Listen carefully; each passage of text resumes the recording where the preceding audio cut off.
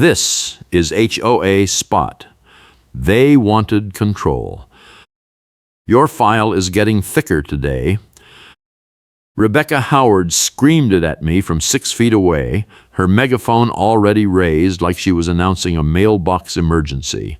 She waved a tow authorization slip between us and said she had an incident number, and that made her untouchable. I was standing in my driveway in Worcester, Massachusetts, still holding the coffee cup I grabbed when I ran outside, and she was blocking my truck with her body like she thought I would not just drive around her. The Silverleaf Property Owners Association had been quiet for months. I work as an appliance repair tech, always getting called mid-shift, and I thought I had finally learned to keep my head down. Then this morning I caught Rebecca on my doorbell camera footage, walking past my porch at 6:45, pausing to look at my guest parking spot and walking away. 20 minutes later, a violation notice appeared on my windshield claiming my contractor van had been parked illegally for 3 days. The notice was backdated to last Friday. I have time-stamped service calls proving the van was not even here on Friday. Rebecca held the tow slip higher and said, "Smile, I am documenting this for the file." She had her phone in her other hand recording me, and she was smiling like she had just won something. I asked her why the notice was backdated, and she said the records do not lie. They reflect the compliance timeline. I said I have doorbell footage showing you walked past my house this morning and placed the notice, and she said your camera does not matter. My minutes are the truth. That was the moment I realized this was not new. The phrasing was too practiced, the paperwork too clean, the confidence too rehearsed. I have lived in Silverleaf for 2 years, and I have seen Rebecca operate. She is the records custodian, which means she controls every document that goes into the official HOA file. If you want to see old meeting minutes, you pay her $15 and wait 2 weeks. If you want copies of the covenants, she charges $25 and says the printer is broken. She stalls and overcharges for documents like it is a side hustle. But this violation felt personal.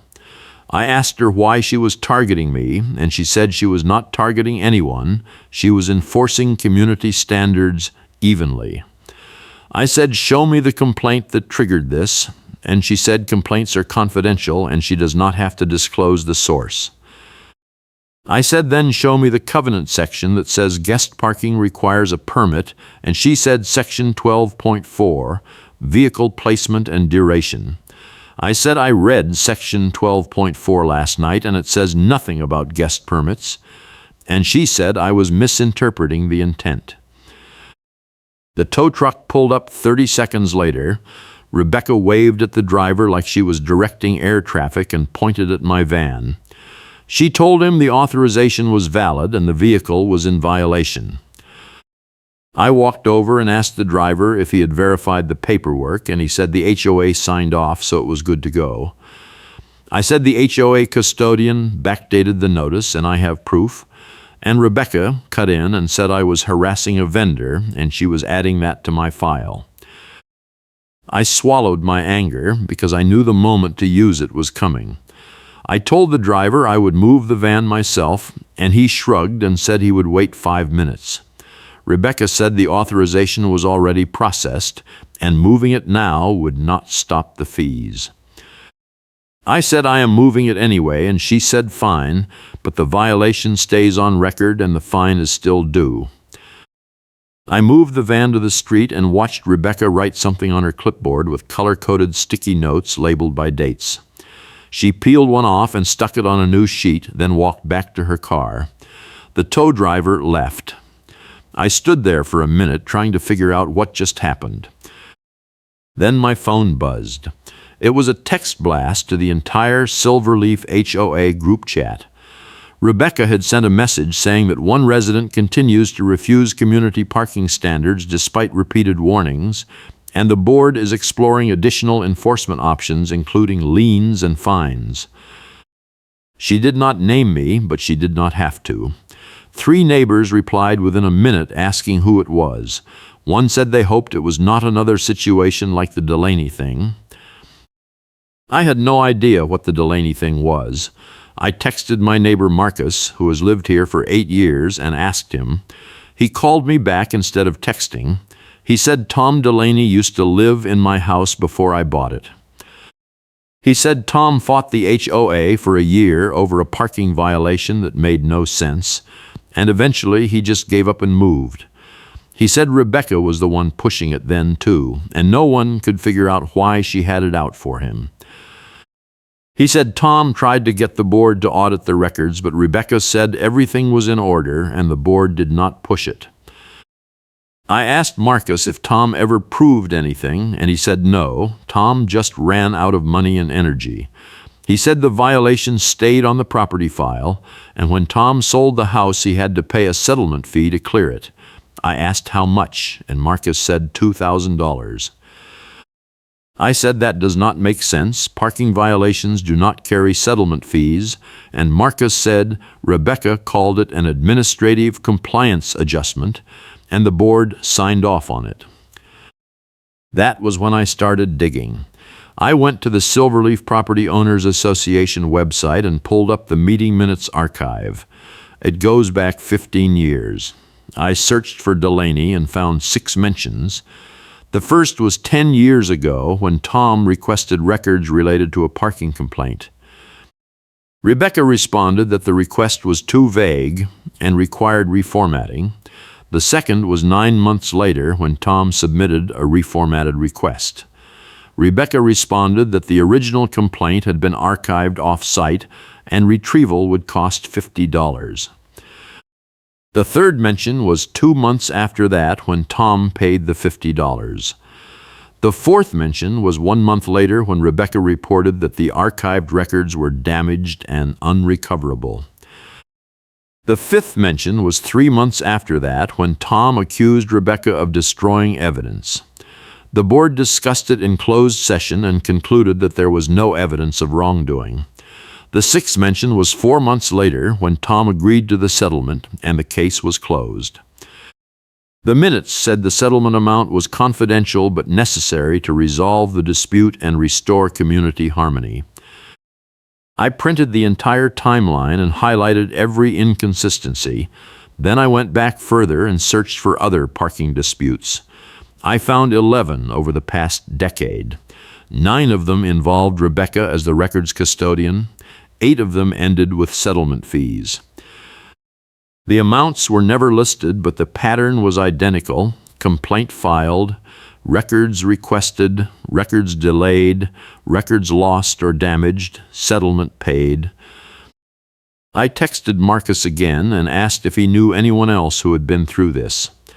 He said there was a couple 2 streets over, the Johnsons, who fought a landscaping violation 3 years ago and ended up paying a settlement. He said they moved out last year. He said before that there was a guy named Kevin who had a fence dispute and paid a settlement. He said Kevin still lives here, but he does not talk about it. Marcus said the neighborhood joke is that Rebecca has a filing cabinet full of incident numbers and she just recycles them when she needs money. I asked Marcus if he thought Rebecca was running a scam, and he said he did not have proof, but yeah, it felt like one. He said the problem is that no one wants to fight the HOA because it costs more than just paying the settlement. He said Tom spent thousands on a lawyer and got nowhere. He said the board always backs Rebecca because she is the only one who understands the record system, and they do not want to lose her. That night, I could not sleep. I kept thinking about the $2,000 Tom paid and the backdated notice on my windshield and the way Rebecca smiled when she said my camera did not matter. I have a time-sensitive contract job starting next week, and if I miss even one day, it could cost me the contract. Rebecca knows that. She knows I cannot afford to take time off to fight this. She is counting on it. The next morning, I filed a formal records request with the HOA. I asked for all meeting minutes, complaints, and correspondence related to parking enforcement for the past 10 years. I also asked for the financial ledger showing how settlement fees were allocated. I sent it certified mail so there would be a timestamp. Rebecca responded 4 days later with an email saying my request was too broad and needed to be broken into separate requests for each category. She said each request would cost $15 and take up to 30 days to process. She said if I wanted expedited processing, it would cost an additional $50 per request. I replied and said the Massachusetts Public Records Law requires HOAs to provide records within 10 business days and does not allow per-request fees for routine compliance documents. She replied and said Silverleaf is a private association and not subject to public records law, and the fee structure is outlined in the bylaws. I pulled up the bylaws and read the entire record section. It said homeowners have the right to inspect association records at reasonable times, and the board may establish reasonable fees to cover copying costs. It said nothing about $15 per category or $50 for expedited processing. I highlighted the section and sent it back to Rebecca with a note saying I would like to schedule an inspection at the HOA office. She replied 2 hours later and said the HOA does not have a physical office and all records are stored at her home. She said I could schedule an appointment, but I would need to provide 48 hours notice and the inspection would be limited to 1 hour. She said I could not photograph or copy anything during the inspection and I would need to submit a separate request for copies afterward. I replied and said I would take the appointment. I said I wanted to inspect all parking-related complaints and settlements for the past 10 years. She replied and said that would require multiple appointments because the records are organized by year and she can only retrieve 1 year at a time. I said fine, let us start with the current year. She said the earliest available appointment was 3 weeks out. I knew she was stalling. I also knew I could not wait 3 weeks. The contract job starts in 10 days, and if Rebecca escalates this to a lien or a formal hearing before then, I am finished. I needed a different angle. That night, I went back through the HOA group chat history. It goes back 5 years. I searched for every message Rebecca ever sent. There were hundreds. Most of them were routine announcements about maintenance schedules and rule reminders. But there were about 20 that stood out.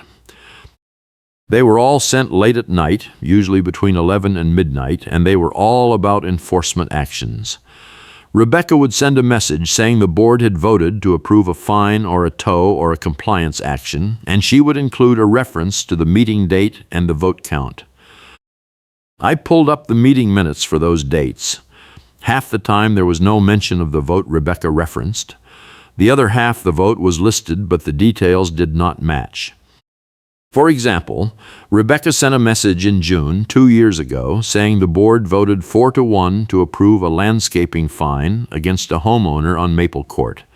The meeting minutes from that date said the board discussed landscaping standards but did not take a formal vote. I found 6 more examples just like it. I saved screenshots of every mismatch and organized them into a timeline. Then I cross-referenced them with the financial ledger that the HOA posts on the website every quarter. The ledger is supposed to show all income and expenses broken down by category. The settlement fees were listed under a line item called Administrative Compliance Adjustments. Over the past 10 years, that line item totaled $41,000. I sat there staring at the number, $41,000 in settlement fees paid by homeowners who thought they were resolving HOA disputes. Rebecca controls the records, writes the minutes, and processes the payments. The board never questions her because she is the only one who knows where anything is, and anyone who tries to dig into it gets buried under delays and fees and missing documents until they give up. I needed help. I texted Marcus and asked if he would be willing to testify about the Delaney situation if it came to that. He said he would, but he did not know much beyond what he already told me. I asked if he knew anyone else who might talk, and he said I should try Sarah Chen, who lives 2 blocks over and used to be on the board. He said Sarah resigned last year after a fight with Rebecca about transparency, and she might be willing to share what she knows. I messaged Sarah on the HOA group chat and introduced myself. She replied within 10 minutes and said she had been waiting for someone to ask. She said she resigned because Rebecca refused to let the board audit the records, and the other board members did not want to push it. She said she suspected Rebecca was manipulating the minutes and the financials, but she could not prove it. She said when she tried to bring it up at a meeting, Rebecca accused her of harassment and threatened to file a formal complaint. Sarah said she decided it was not worth the stress and resigned. I asked Sarah if she still had any emails or documents from her time on the board, and she said she had everything. She said she kept copies of every email and every financial report because she knew something was wrong and she wanted proof if it ever came up again. She said she would send me the files tonight. 2 hours later, my inbox had 37 emails from Sarah. They were all forwards from her time on the board. I spent the next 3 hours reading through them. What I found was a pattern of Rebecca shutting down questions, delaying audits, and changing the narrative after the fact. In one email chain from 3 years ago, a board member asked why the settlement fees were so high, and Rebecca replied that the fees were necessary to cover legal and administrative costs associated with dispute resolution. The board member asked for an itemized breakdown, and Rebecca replied that the information was privileged and could not be disclosed without a formal vote. The vote never happened. In another email chain from 2 years ago, a board member asked Rebecca to provide the original complaint forms for 3 parking violations that had resulted in settlements. Rebecca replied that the forms were archived off-site and retrieval would take several weeks. The board member followed up a month later asking for an update, and Rebecca replied that the archive facility had been closed due to a flood and the records were being transferred to a new location. The board member never followed up again. Sarah also forwarded me a copy of the HOA budget from 4 years ago. It included a line item for record storage and management totaling $1,200 per year. I compared it to the current budget, and the line item was now $3,000 per year. I checked the meeting minutes to see if the increase was ever discussed. It was not. Rebecca just added it, and no one questioned it. I now had enough to confront Rebecca, but I needed one more piece. I needed proof that she was actively forging or backdating documents. The doorbell footage showing her placing the notice on my windshield was good, but it was not enough. I needed something that would hold up if this went to court or a formal hearing. I messaged Sarah again and asked if she knew anything about how Rebecca processed complaints. Sarah said complaints were supposed to be submitted in writing using a standard form available on the HOA website. She said the form required the complainant to provide their name, address, and a description of the violation. She said Rebecca was responsible for verifying the complaint, documenting it, and forwarding it to the board for review. Sarah said when she was on the board, she asked to see the original complaint forms several times, and Rebecca always said they were filed away and it would take time to retrieve them. I went to the HOA website and downloaded the complaint form. It was a simple one-page PDF with fields for name, address, date, and description. At the bottom, it had a signature line and a date line. I printed a copy, and then I did something that felt risky but necessary. I filed a complaint against myself. I filled out the form claiming that my own vehicle was parked illegally in the guest spot. I signed it with a fake name and dated it yesterday. Then I scanned it and emailed it to Rebecca using a burner email address I created just for this. I said I was a concerned neighbor and I wanted to remain anonymous, but I was attaching the required documentation. I sent it at 9:30 at night. Rebecca replied at 11:42. She said she had received the complaint and it had been logged as incident number 4721. She said a notice would be issued within 48 hours and the vehicle owner would have 5 days to comply before further action was taken. She thanked the anonymous complainant for their vigilance and said the HOA appreciated residents who helped maintain community standards. I waited 2 days. No notice appeared. I checked my doorbell camera every few hours. Nothing. On the third day, I sent Rebecca a follow-up email from the burner account asking if the notice had been issued. She replied within an hour and said the notice was issued yesterday and the vehicle owner had been notified. She said if I had not seen the notice, it was possible the vehicle owner had removed it. I reviewed my doorbell footage frame by frame. There was no notice. Rebecca was lying. She had logged the complaint, assigned an incident number, and claimed she issued a notice, but she never actually did it. That meant she was generating fake paperwork to justify enforcement actions that never happened. I now had everything I needed. I had proof that Rebecca was backdating notices, forging complaints, manipulating meeting minutes, and covering up missing records. I had financial documentation showing $41,000 in suspicious settlement fees. I had testimony from a former board member. And I had a screenshot of the HOA group chat where Rebecca coordinated retaliation by announcing my violation before I even knew it existed. The question now was how to use it. I could go to the board, but half of them were afraid of Rebecca and the other half did not care. I could go to a lawyer, but that would take weeks and cost money I did not have. I needed something faster and more direct. That is when I remembered the tow company. Rebecca had called them to tow my van and they showed up within minutes. That meant she had a relationship with them. If I could prove that Rebecca was authorizing tows without valid complaints, the tow company would have liability. And if the tow company realized they were being used to execute a scam, they would stop cooperating. I called the tow company the next morning and asked to speak to the dispatcher. I said I was a homeowner in Silverleaf and I had a question about the authorization process for HOA tows. The dispatcher said all HOA tows require a signed authorization from an HOA officer and a copy of the violation notice. I asked if they verified the notice before towing, and he said they relied on the HOA to provide accurate documentation.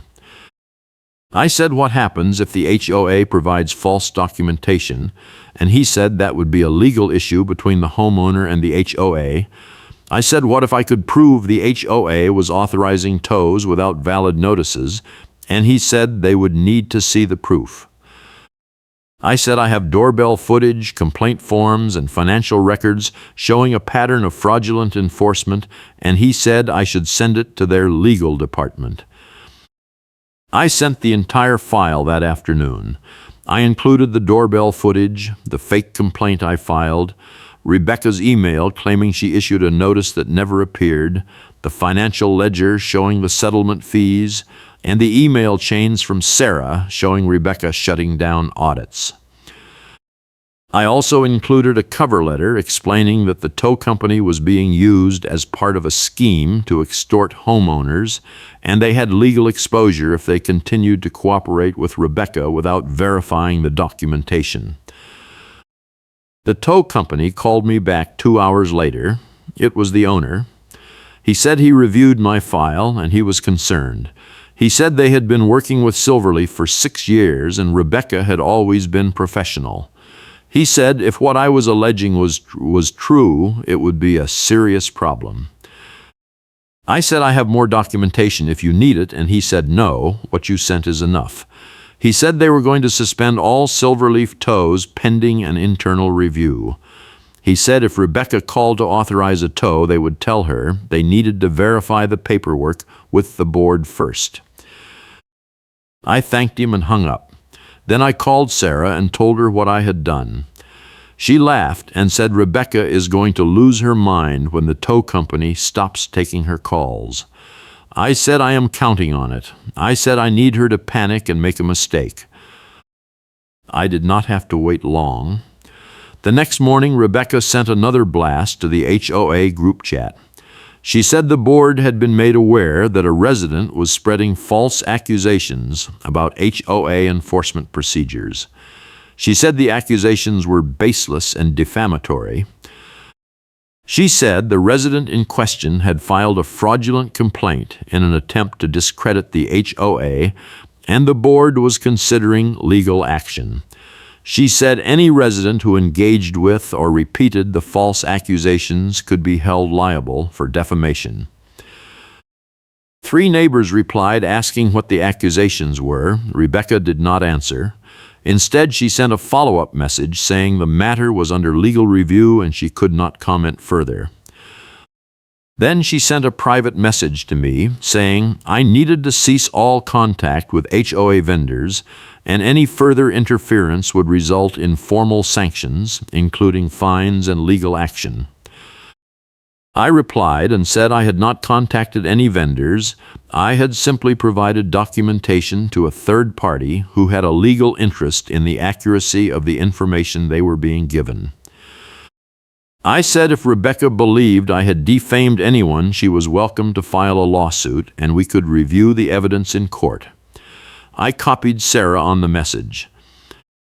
Rebecca did not reply. Instead, she scheduled an emergency board meeting for the following night.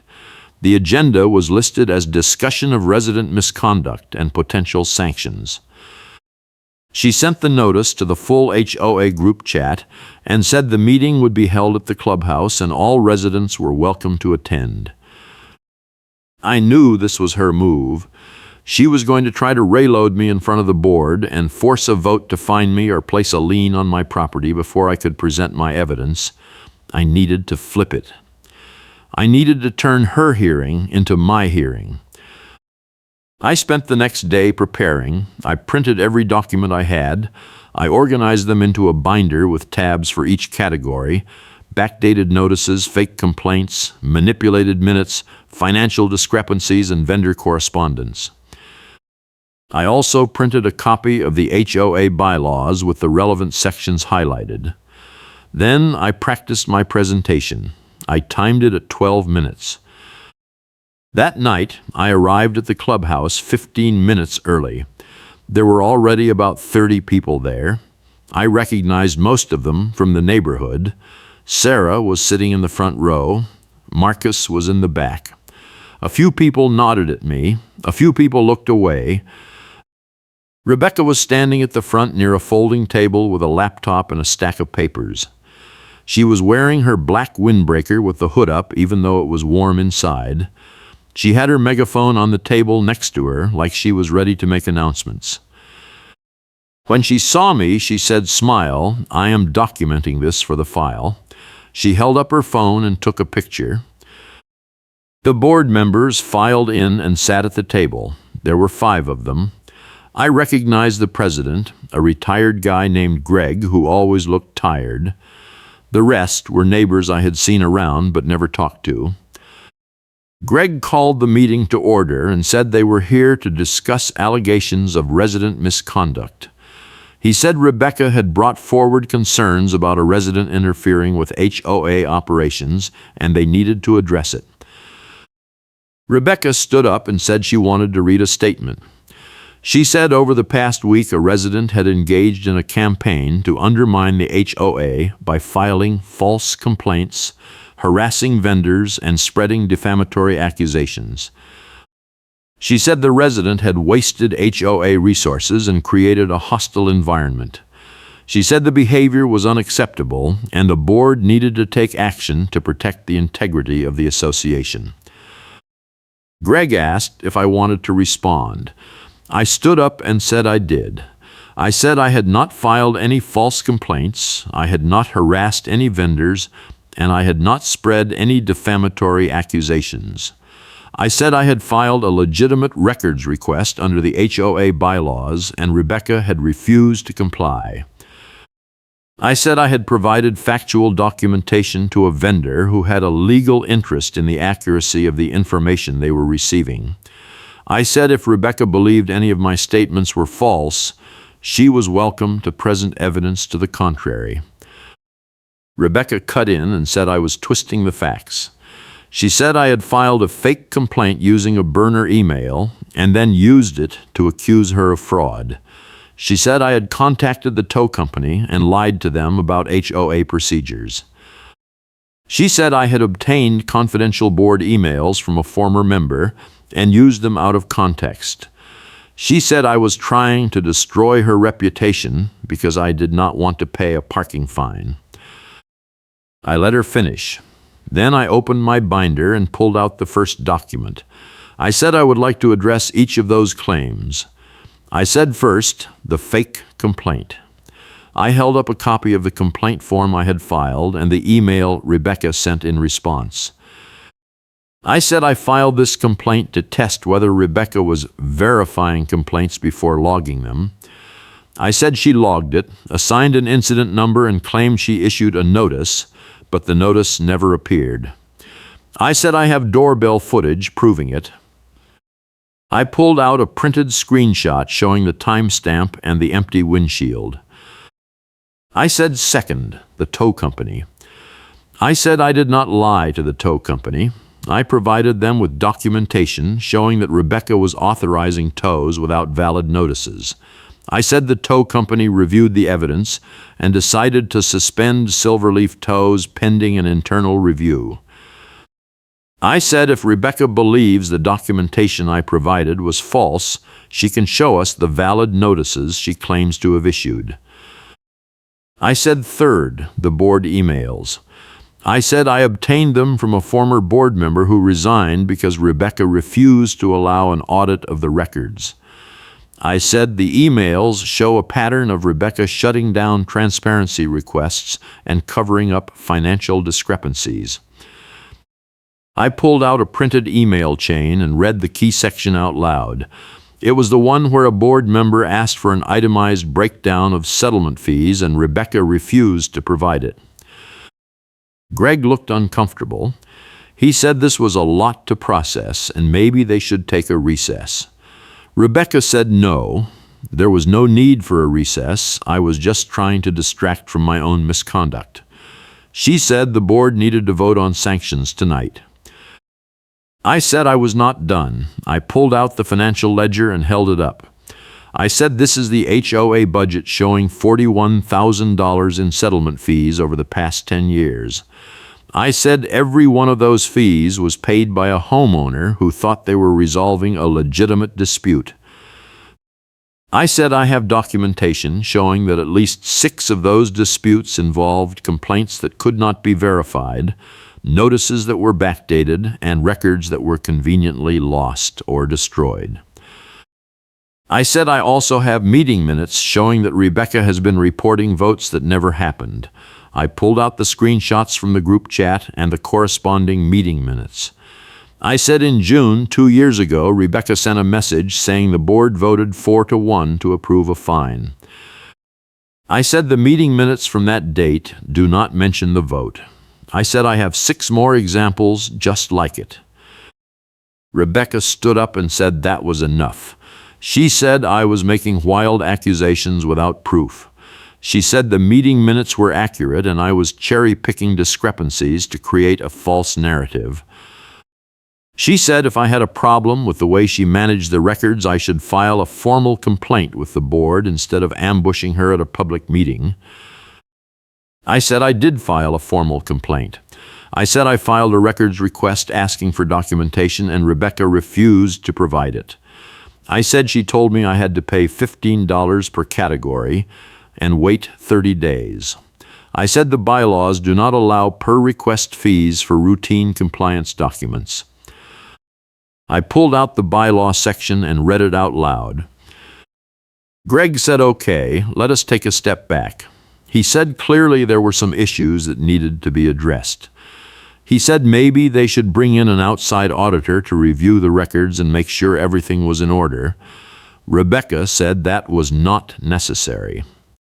She said the records were fine and bringing in an auditor would be a waste of money. She said I was just trying to create a problem where none existed. Sarah stood up from the front row.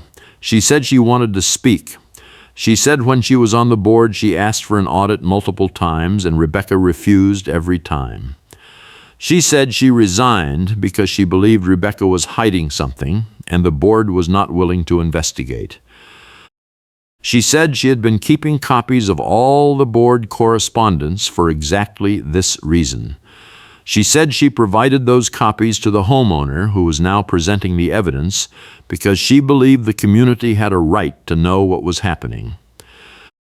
Rebecca turned and pointed at Sarah and said Sarah had no right to share confidential board communications. She said Sarah was violating her fiduciary duty and she could be held liable. Sarah said she resigned from the board over a year ago and she was no longer bound by any confidentiality agreement. She said if Rebecca wanted to sue her, she was welcome to try. Greg looked like he wanted to disappear. He said this was getting out of hand. He said they needed to table the discussion and reconvene with legal counsel present. Rebecca said no, they needed to vote tonight. She said if they did not take action against me, the HOA would lose all credibility. I said I had one more thing. I pulled out the screenshot of the HOA group chat where Rebecca announced my violation before I even knew about it. I said this is Rebecca announcing to the entire community that I refuse to comply with parking standards. I said she sent this message before I had received any official notice. I said she also referenced the Delaney thing in the context of enforcement options. I said I have spent the past week investigating what the Delaney thing was. I said Tom Delaney used to live in my house and he fought a parking violation that made no sense. I said Rebecca put him through the same process she is putting me through now.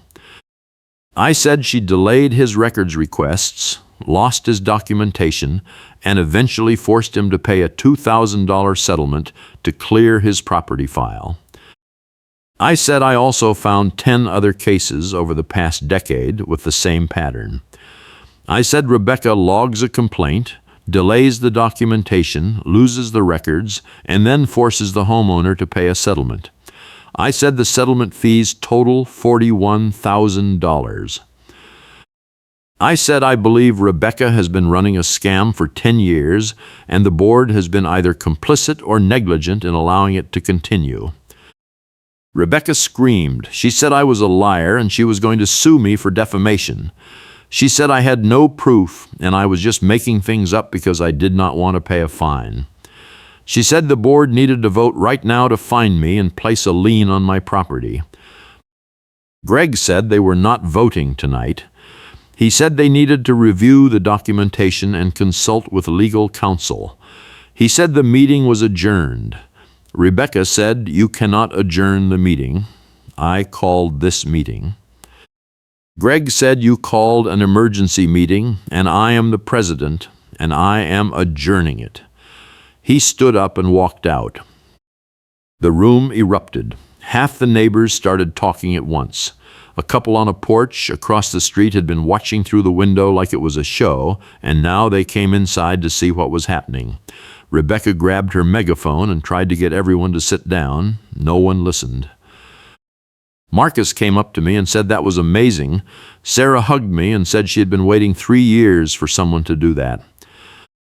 Rebecca packed up her laptop and stormed out. On her way past me, she said this is not over. I said I know. I said I filed a complaint with the Massachusetts Attorney General's office this morning alleging HOA fraud, and I sent them a copy of everything I just presented. She stopped walking. She said, "You did what? I said I filed a formal complaint with the state, and I also sent a copy to the management company that handles Silverleaf's insurance policy. I said if they find that the HOA has been engaged in fraudulent activity, they will drop the policy and the HOA will be uninsurable. I said that means no one will be able to get a mortgage in this neighborhood until the issue is resolved. Rebecca stared at me for 5 seconds. Then she turned and walked out. I watched her get in her car and drive away. Sarah said, "Do you really think the state will investigate?" And I said, "I have no idea," but she does not know that. The next morning, the board sent an email to the full HOA saying they were initiating a management audit to review all HOA records and financial transactions for the past 10 years. They said the audit would be conducted by an independent firm and the results would be shared with the community. They said any homeowner who had concerns about past enforcement actions should contact the board directly. They also said Rebecca Howard had stepped down from her role as records custodian effective immediately. 2 weeks later, the audit results came back. The firm found that 23 enforcement actions over the past decade could not be substantiated with valid complaint forms or meeting minutes. They found that $41,000 in settlement fees had been collected, but there was no documentation showing how those fees were allocated or what they were used for. They found that Rebecca had been billing the HOA for records storage at a facility that did not exist. They found that she had created fake incident numbers and assigned them to complaints that were never filed. They found that she had backdated notices and forged board approvals. The board called another meeting. This time it was packed. Over 100 people showed up. Greg stood at the front and read the audit summary. He said the findings were disturbing and unacceptable. He said the board took full responsibility for failing to provide adequate oversight. He said they were implementing new policies to ensure transparency and accountability going forward. He said they were also pursuing legal action against Rebecca to recover the stolen funds. Then he said the board was voting tonight to require actual evidence before fines. He said going forward, all enforcement actions would require a verified complaint form, photographic or video evidence, and board approval before any fine or tow could be authorized. He said all records requests would be processed within 10 business days at no cost to the homeowner. He said the HOA would also be hiring a professional management company to handle records and financials so no single person would have unilateral control. The vote passed unanimously. Then someone in the audience stood up and said they wanted to make a motion to require Rebecca to apologize on the record in front of the room. Greg said Rebecca was not present. The person said then the board should issue a statement on her behalf. Another person said no, Rebecca should be required to appear in person and apologize to every homeowner she scammed. The room erupted in applause. Greg said he would consult with legal counsel about what they could compel Rebecca to do. Then someone else stood up and said they wanted to recall the entire board for failing to stop this. Someone else said they wanted to sue Rebecca personally. Someone else said they wanted refunds for every settlement fee paid over the past 10 years. The meeting went on for 2 more hours. In the end, the board agreed to send demand letters to every homeowner who had paid a settlement fee, offering a full refund if they could provide documentation of the payment. They also agreed to file a formal complaint with the Worcester County District Attorney's Office requesting a criminal investigation into Rebecca's conduct. And they agreed to post all meeting minutes, financial reports, and enforcement actions on the HOA website going forward so the community could monitor them in real time. Rebecca never apologized. She never showed up to another meeting. She sold her house 3 months later and moved out of state. The DA's office declined to prosecute, saying it was a civil matter. The HOA recovered about $12,000 from Rebecca's insurance policy, but the rest was gone. The homeowners who paid settlements got partial refunds. Tom Delaney, who had moved 2 years earlier, got a check for $800. I got my parking fine waived.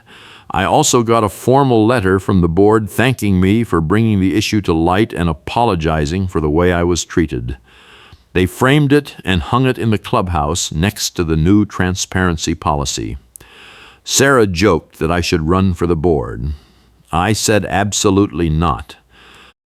The funniest part came a month after the audit results were released. The board was going through Rebecca's old files trying to reconstruct the missing records. They found a filing cabinet in the storage closet at the clubhouse that no one knew existed. Inside were stacks of complaints that had never been logged. The complaints were all printed on the same template, filled out in the same handwriting, and signed with different names. They were all dated years apart, but the ink was fresh. Rebecca had been printing fake complaints in bulk and storing them so she could pull one out whenever she needed to justify a fine. If you are enjoying this chaos, hit that subscribe button because I have more stories where Karens get buried by their own paperwork. When the board showed the filing cabinet to the attorney handling the civil case, he said it was the clearest evidence of fraud he had ever seen. He said Rebecca had essentially created a library of fake violations she could deploy at will. He said if the DA had seen this, they probably would have prosecuted. The board took photos of every document and sent them to the state attorney general's office with a renewed request for investigation. The AG's office opened a case, but it is still pending. The tow company sent me a thank you card. They said my documentation helped them identify a pattern of fraudulent authorizations, and they were now requiring third-party verification for all HOA tows going forward. They also said they were reviewing their relationship with every HOA they work with to make sure they were not being used the same way. The card had a $25 gift certificate to a local diner. I took Sarah and Marcus to breakfast. The neighborhood settled down after a few months. The new management company took over and things started running smoothly. The board implemented the transparency policies and actually stuck to them. A couple of the old board members resigned and new people stepped up. The clubhouse started hosting monthly open forums where homeowners could ask questions and review records in person. It felt like a different place. I kept the binder. I keep it on a shelf in my garage next to my toolbox. Every now and then, someone in the neighborhood mentions the Rebecca situation and asks how I figured it all out. I tell them I just did the homework no one else wanted to do. I tell them the key was not letting her control the narrative. I tell them the moment she said my camera did not matter, I knew she was lying, and I just had to prove it. The contract job went fine. I finished it on time and got paid. My van still parks in the same spot. No one has left a notice on my windshield since. I still check my doorbell camera every morning, just in case, but it has been quiet. Marcus jokes that I scared off every future Karen in a 50-mile radius. I tell him I hope so. The cold case that destroyed Tom Delaney's life is officially closed now. The board sent him a formal apology letter along with his refund check. He wrote back and said he appreciated it, but he wished someone had listened to him 10 years ago. He said he lost his marriage over the stress of fighting the HOA, and the money did not bring that back. He said he was glad I reopened the case, and he hoped it would stop Rebecca from doing it to someone else. I think about Tom sometimes. I think about how close I came to being him. If I had just paid the fine and moved on, Rebecca would still be running her scam. If I had not filed that fake complaint, I would not have had proof of her process. If Sarah had not kept those emails, I would not have had the board correspondence. If the tow company had not suspended service, Rebecca would have kept escalating until I either paid or gave up. It was a lot of small decisions that added up to one big win. People ask me if it was worth it. They ask if I regret spending all that time and energy on an HOA fight. I tell them it was absolutely worth it. I tell them the reason people like Rebecca get away with scams like this is because everyone else decides it is not worth the fight. I tell them the moment you decide to fight back, you take away their power. I tell them Rebecca spent 10 years terrorizing this neighborhood because no one was willing to call her out. I tell them it took me 2 weeks in a filing cabinet full of her own fake complaints to end it. The final vote to require actual evidence before fines passed 7-0. The board amended the bylaws to include the new enforcement procedures and posted them on the website. They also created a new position called Compliance Ombudsman, which is basically an independent person who reviews all enforcement actions before they go to the board. They hired a retired paralegal from town who has no connection to the HOA and no incentive to cover anything up. She reviews every complaint, verifies the documentation, and signs off before any fine or tow can be authorized. If she finds a problem, she has the authority to stop the action and refer it to the board for review. Rebecca never came back.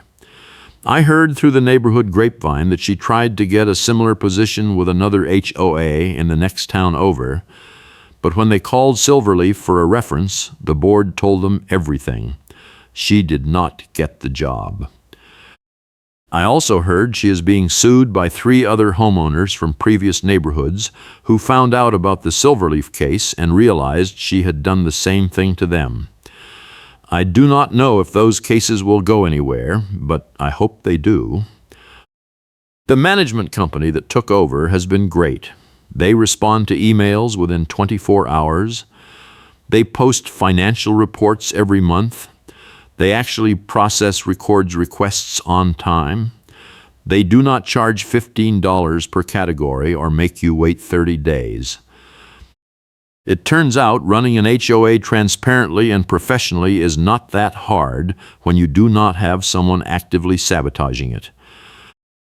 I still live in Silverleaf. My house is paid off and I like the neighborhood.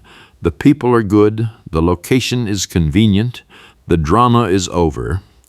I still see some of the neighbors who were at the meeting and they thank me. I tell them they would have done the same thing. Some of them say they would not have had the guts. I tell them it was not about guts, it was about documentation. I appreciate you rolling with the chaos.